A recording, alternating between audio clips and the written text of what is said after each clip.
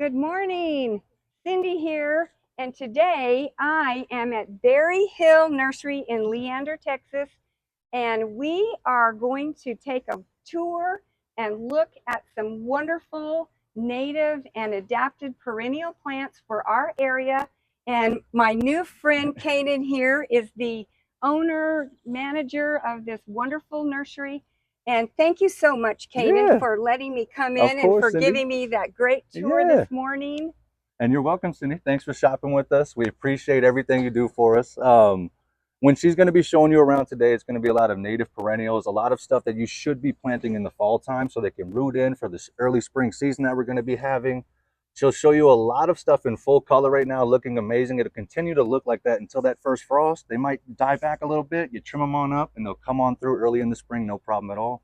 Got to start planting right now. Now, granted, this week we're still in the high 90s, so you can come and buy them now, keep them watered under a tree, maybe plant them next week.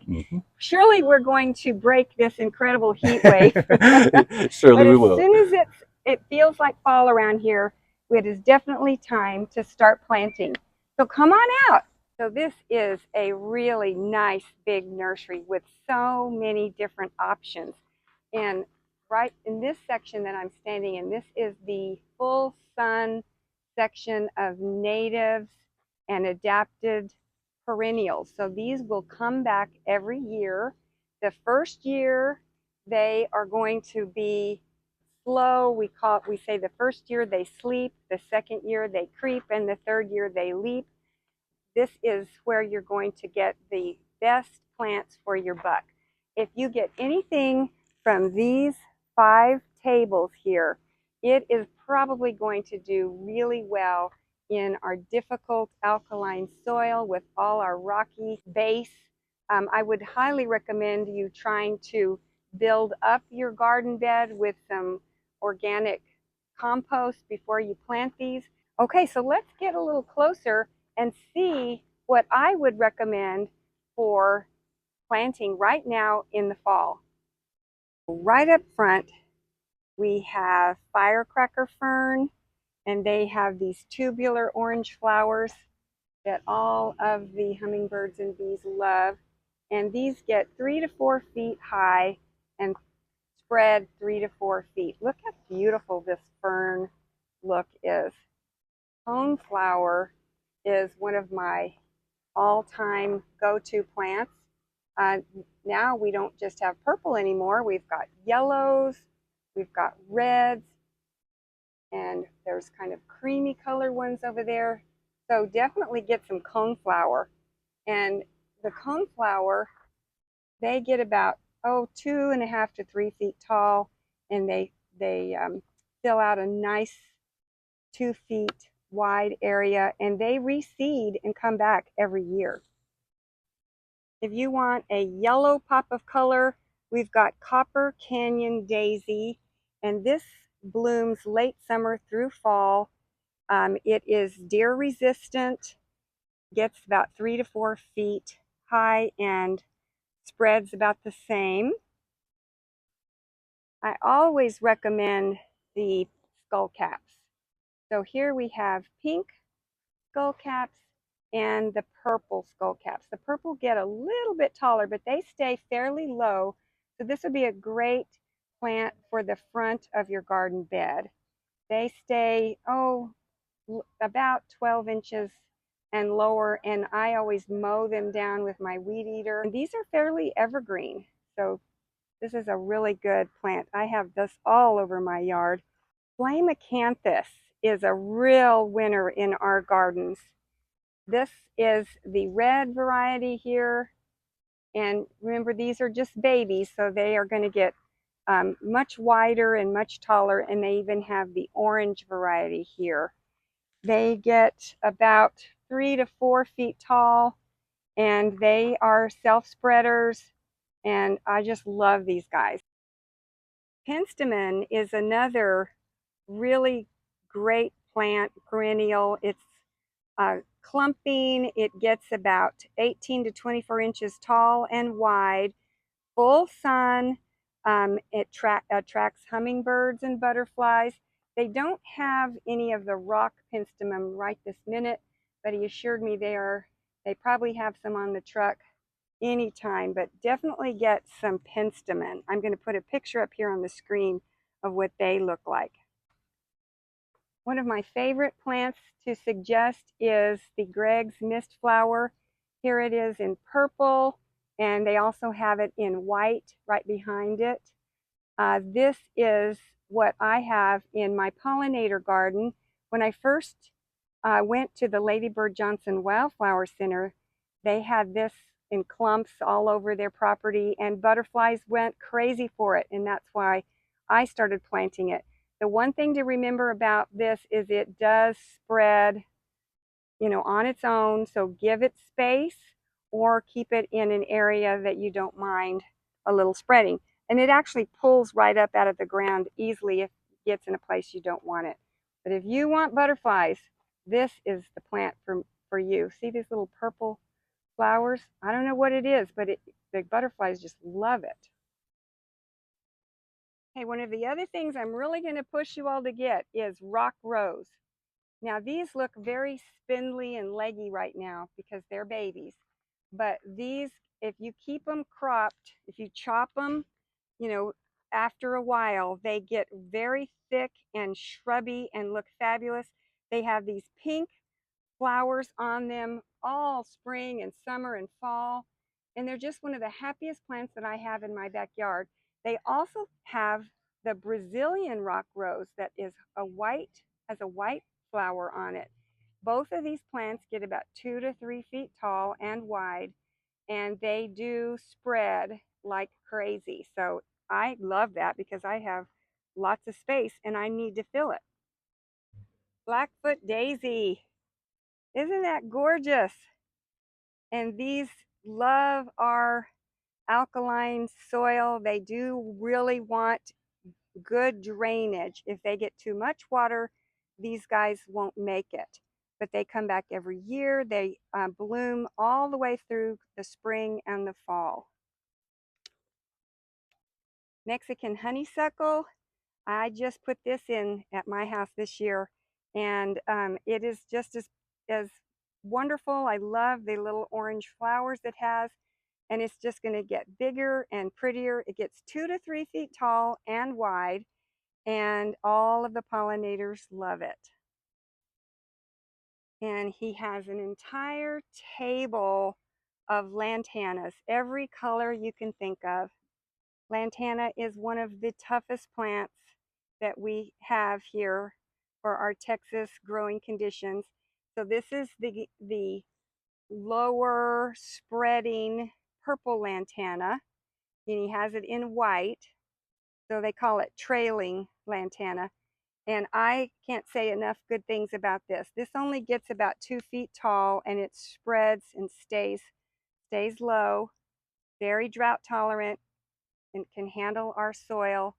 He has the Texas gold lantana, and then a little taller lantanas. These are going to get about 3 feet tall.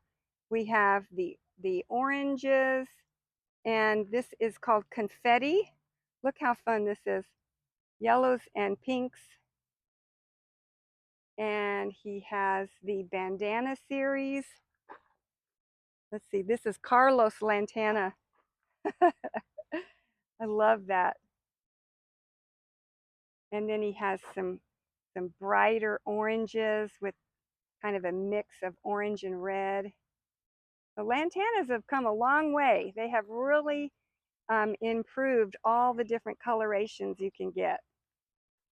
Here we have Mexican bush sage, and this gets 3 to 4 feet tall, and this actually blooms better in the fall. So it stayed fairly green most of the summer, but now that it's in September, it's beginning to turn more purple.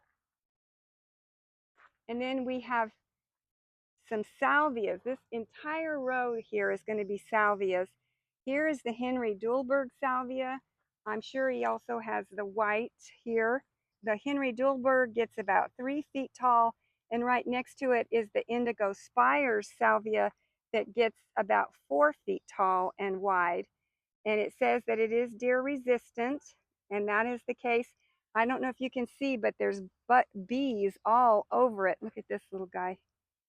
So it's really good pollinator attractor. And then as I pan the camera, they have the sages, the Salvia greggii. Now they call them autumn sage.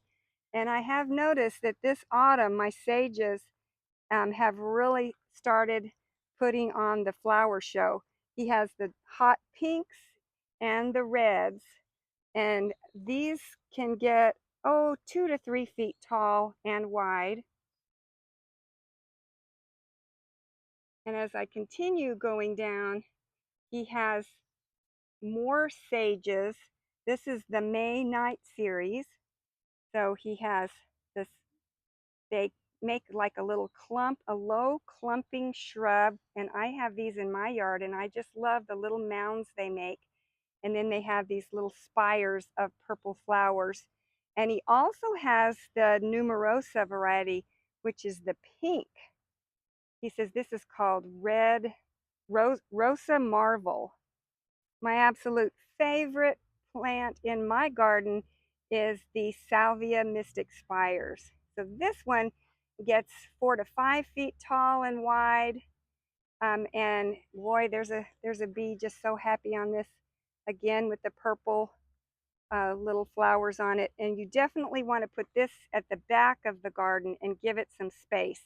But it is a showstopper. My goodness, it is just so majestic with those beautiful purple spires. Here we have a great yellow shrub. This is Minia, and I have planted one of these at my house. I highly recommend getting 2 or 3 of anything you buy, because everything just looks so much better in large clumps. And this is just so tough, and it has blooms spring to fall.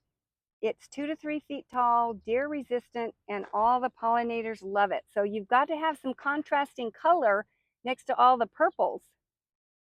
And they have some little Jerusalem sage here. This is, I'm going to put a picture on the screen to show you what these do in the spring. They get the most beautiful yellow flowers on them with spires, and they're kind of a fuzzy leafed plant. They get 2 to 3 feet tall.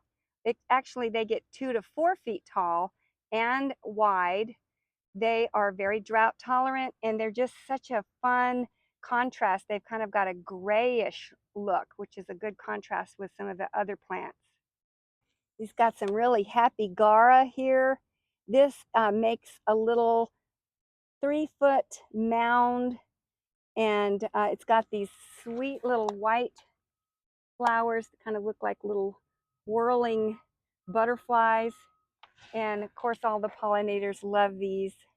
This is a hibiscus. This is called the Texas Star native hibiscus, bred to grow here in our difficult conditions.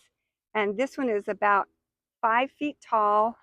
And look at this thick branch. And Cannen was telling me that in the winter time it is deciduous, but in the spring you'll get these beautiful, gorgeous hibiscus blooms.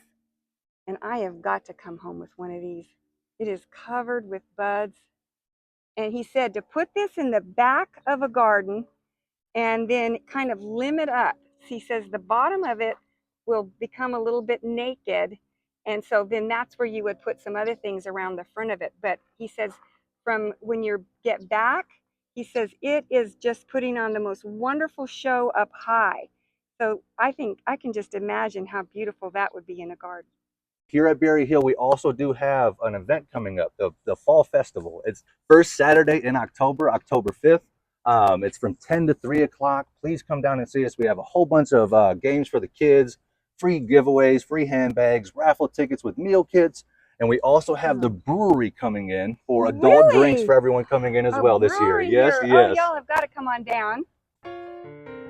Well, thank you so much for watching my video today. I hope I've given you some great ideas, inspired you to get out to these nurseries and pick up some natives and adapted plants. You're not going to throw your money away if you put these in and you supply them with good water for the first year. That second year, they're going to all come back again and they'll be a little bigger. The third year, they will be at their full maturity, and you will be so glad that you chose perennials and native and adapted. Okay, well, thank you so much, and I've got another video coming soon. Bye-bye.